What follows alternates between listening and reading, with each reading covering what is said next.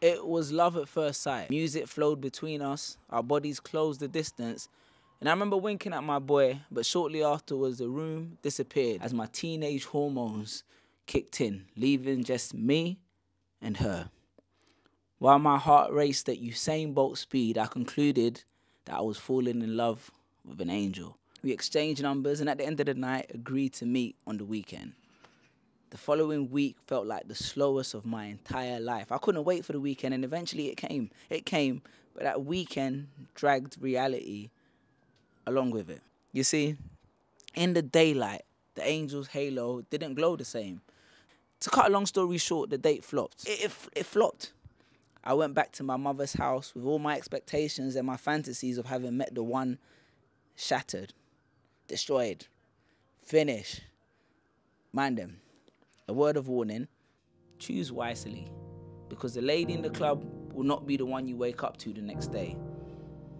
Still, whenever I think of that house party, I think of her. Why didn't the feelings carry over? The reality is, I wasn't in love with her.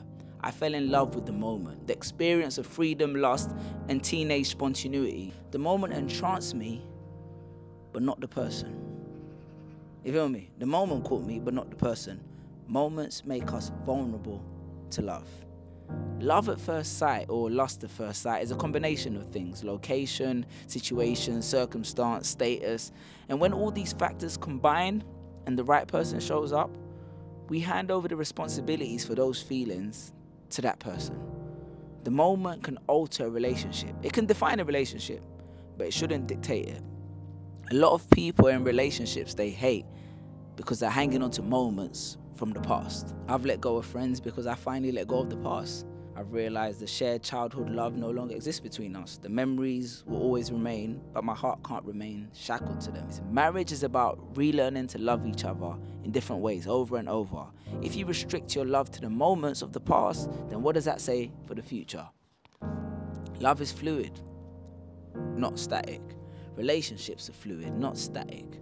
Sometimes my wife says to me, I know you love me, but are you still in love with me? It's interesting. Although my answer has not changed after 16 years, I've grown to appreciate the question more. Love is supposed to grow and change along with the people in the relationship. Relationships fall apart when love stops evolving. It's tough, but it's a necessary pill to swallow. It gives you the opportunity to understand you and yourself and your partner, and more importantly, the direction of that specific relationship. People don't like change. I used to hold on to change because I feared losing the person I was, not realizing that it came at the expense of the person that I could be. An extract from Notes on Sacrifice. People assume they're ready for marriage because they're ready to get married. I blame Disney, Titanic, Celine Dion, Love Island, Love is Blind, and any other TV series that begins with love and ends with a couple winning some prize money.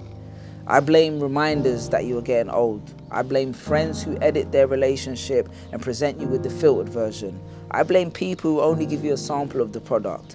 Don't get it twisted. I'm not doubting the power of your love. But if you're serious about marriage, I want to hear about something other than love. Love is the icing on a giant cake, and sometimes it spreads too thin. People think love is an emotion, when really it's a commitment. The hardest thing about commitment in marriage is it doesn't end. There's no break. The marriage exists even with the depths, the dismissals, the miscarriages, the diagnosis, the funerals and the fights.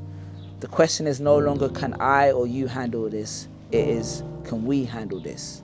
In marriage, everything is us. Till death do us part. Marriage is plunging into the deep end of the public swimming pool, holding onto your partner's hand when neither of you have learned how to swim yet. Marriage is not a sprint, guys, it's a marathon.